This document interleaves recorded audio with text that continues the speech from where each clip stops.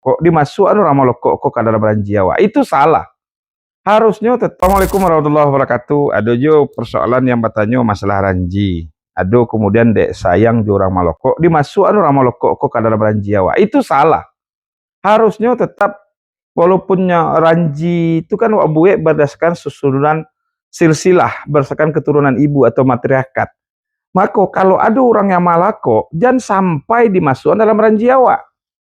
Karena Malako, ini tidak punya hak dalam sako, pusako, dan arato.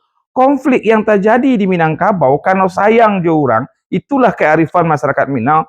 Ketika ada orang datang, nyo tarimo secara elo-elo, nyo agih, sapa tanah, sapa rumahan, kemudian sawah untuk hidup. Tetapi karena sayang itulah kemudian menimbulkan pakaro di belakang. Coba masuk ke ranji. Ranji itu harusnya mereka garis keturunan silsilah ibu.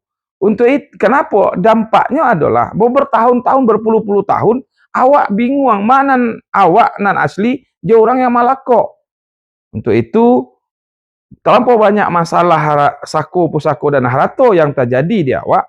Untuk itu, kita harus berjaleh-jaleh. Karena dalam Islam, yang hak awak itu harus dipertahankan. Dan tidak boleh lo mengambil hak orang.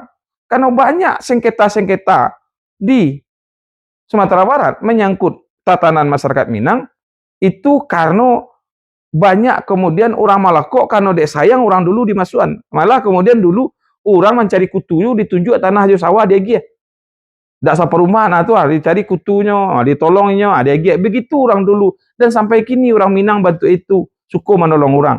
Tapi harus berjaleh-jaleh. Tak masuk orang yang mau urus tanah awak. Oh, iko disewakan, iko dipinjamkan, oh, iko menumpang, itu harus jaleh. Nah, untuk itu, kepada sanak kita, biar kita tidak meninggalkan masalah-masalah di belakang hari, terutama kepada tua-tua kita lurihkan ranji awak. Kalau ada orang Malako, ya dia tahan posisinya orang Malako, jangan dimasukkan ke ranji induk, dijalehin di situ, sehingga bisa bertahun-tahun sesudah itu, tidak terjadi yang lamanya silang sangketo di antara anak kemanakan awak. Yuk, mari kita perbaiki Minang. Selain balik ke kaum, melurihkan ranji, tapi juga meletakkan orang Malako sebagaimana mestinya, sehingga tidak ada konflik di belakang hari. Assalamualaikum warahmatullahi wabarakatuh.